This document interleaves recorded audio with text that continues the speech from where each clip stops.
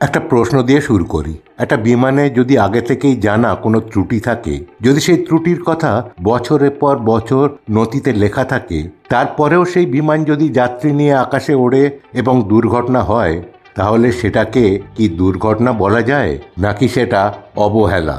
আহমেদাবাদে যে বোয়িং 787 ভেঙে পড়েছিল, সেটা কি হঠাৎ ভেঙে পড়েছিল, নাকি ধীরে ধীরে রিপোর্টের পাতায় পাতায় লেখা ছিল তার পতনের গল্প? আজ আমরা কথা বলবো একটা রিপোর্ট নিয়ে, যে রিপোর্ট নতুন করে প্রশ্ন তুলেছে বিমানের নিরাপত্তা, দায়িত্ববোধ এবং মানুষের জীবনের মূল্য নিয়ে। 2026 সালের জানুয়ারি মাসে যুক্তরাষ্ট্রের একটি বিমান নিরাপত্তা সংস্থা ফাউন্ডেশন ফর এভিয়েশন সেফটি একটি বিশ্লেষণমূলক রিপোর্ট প্রকাশ করে। রিপোর্টে বলা হয় যে বোয়িং 787 বিমানে ফুয়েল কন্ট্রোল কাট অফ সুইচের লকিং সিস্টেমে ত্রুটি থাকতে পারে।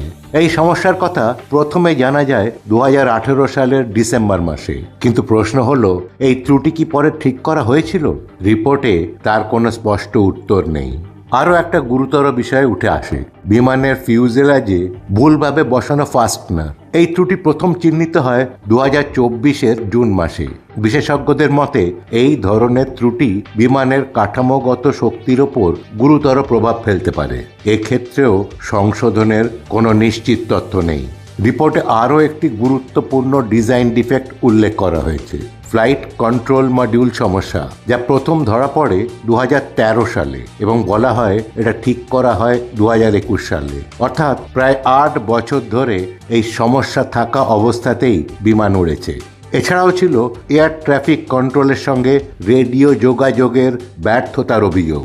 এই সমস্যার রিপোর্ট হয় 2020 সালে। পরে 2021 সালে এই সতর্কতা তুলে নেওয়া হয়।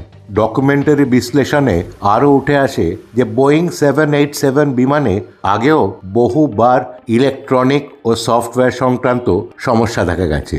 এর মধ্যে রয়েছে বিদ্যুৎ বিভ্রাট, সিস্টেম ফেলিওর এবং জরুরি অবস্থায় ব্যবহৃত র্যাম এয়ার টারবাইন সংক্রান্ত ত্রুটি।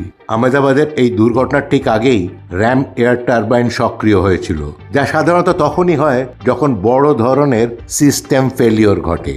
এছাড়াও বিমানের সার্ভিস রেকর্ডে একাধিকবার ইলেকট্রিক্যাল ফেলিওর ও পাওয়ার লস নথিভুক্ত ছিল।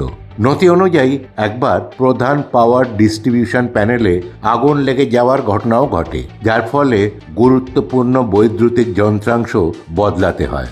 এই ঘটনা কোনোটাই আলাদা আলাদা নয়, একই বিমানে বারবার একই ধরনের বৈদ্যুতিক সমস্যা ফিরে এসছে। এই কারণে প্রশ্ন উঠছে, যখন বিদ্যুৎ ব্যবস্থার স্থিতিশীলতা নিয়ে সন্দেহ ছিল, তখন যাত্রী এবং ক্রুদের জীবন কেন সেই ঝুঁকির মধ্যে রাখা হয়েছিল?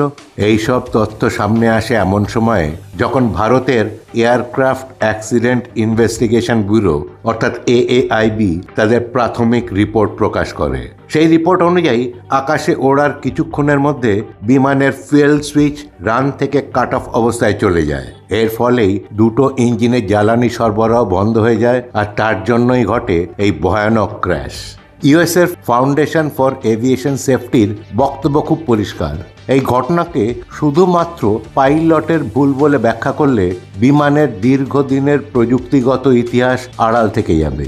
যদি ত্রুটি আগেই জানা থাকে, তাহলে দায়িত্ব শুধু ককপিটে নয়, দায়িত্ব কারখানা এবং সিদ্ধান্তের টেবিলও।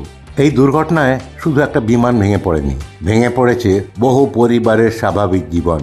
যাত্রী এবং ক্রুদের পরিবার আজও অপেক্ষা করছে কেন তাদের প্রিয় মানুষ আর ফিরল না।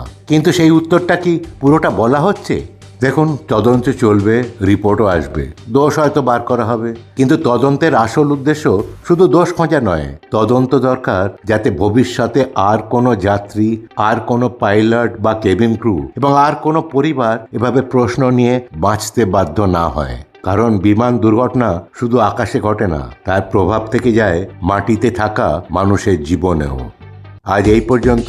যদি ভিডিওটা ভালো লেগে থাকে তাহলে প্লিজ লাইক, সাবস্ক্রাইব ও অন্যদের সঙ্গে শেয়ার করবেন। ভালো থাকবেন, সুস্থ থাকবেন। ধন্যবাদ।